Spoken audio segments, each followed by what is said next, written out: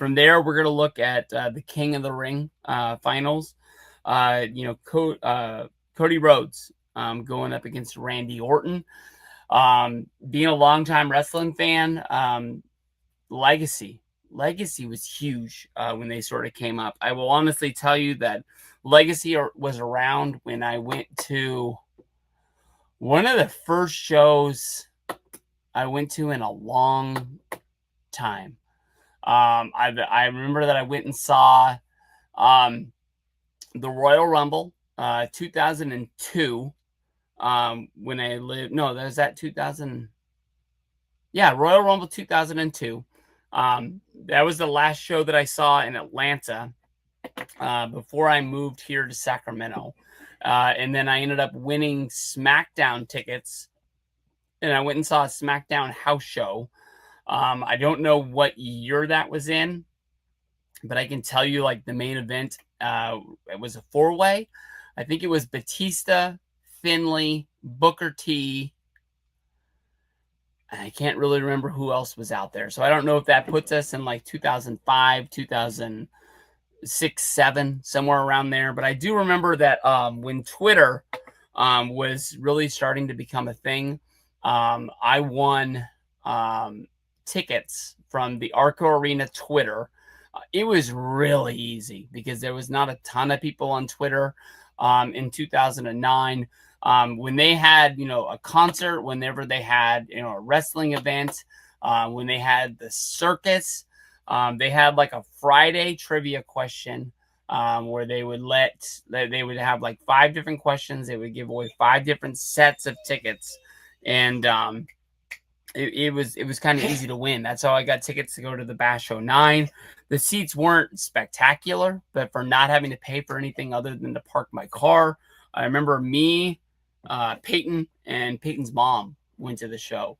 And that was her first wrestling show. She was so small, there's no way in the world she remembers anything, and Audrey wasn't even thought about at the time. But that main event came down to Triple H and Randy Orton. I think it was like a 3 stages of hell match or something like that. And the last match was a stretcher match, if I remember.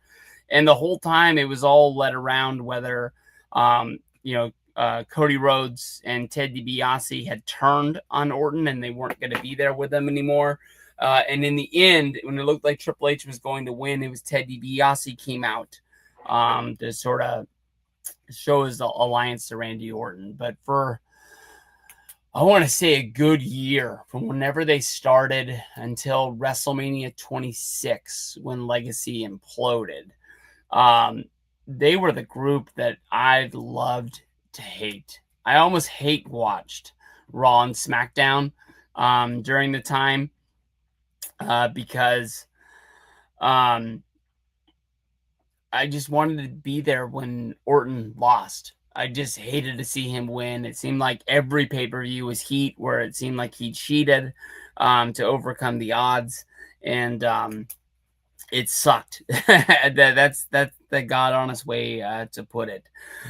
So to see, I can't even think of a Cody Rhodes versus Randy Orton match somewhere in the ways, even when it was like Dashing Cody or if it was Stardust. I just really can't think of them ever getting into the ring.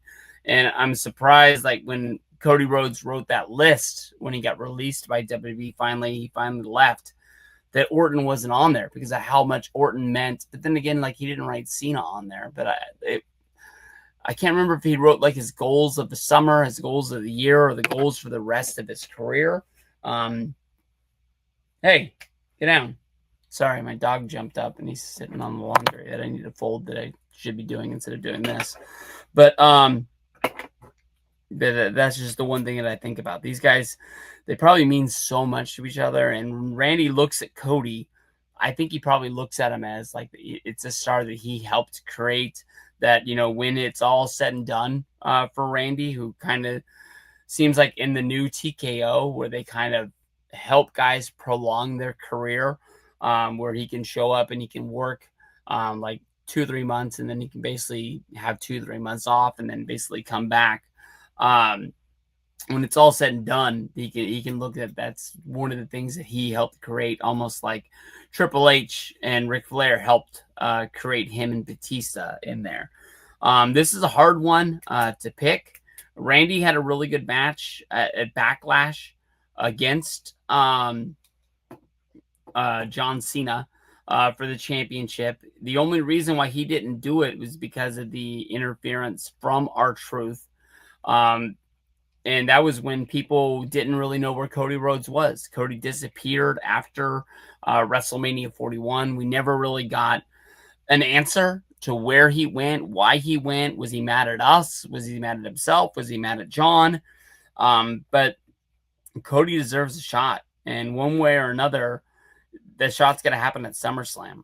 I think that Cody has to win this match. I want to see Cody go up against John Cena at SummerSlam. I don't really want Cody to win. I think it'll be better the longer that they push it on down the road. I think that's the best case scenario, though, is SummerSlam, Cody versus John, and just like all of the Brock versus Roman matches, where just Brock beat him and Brock beat him.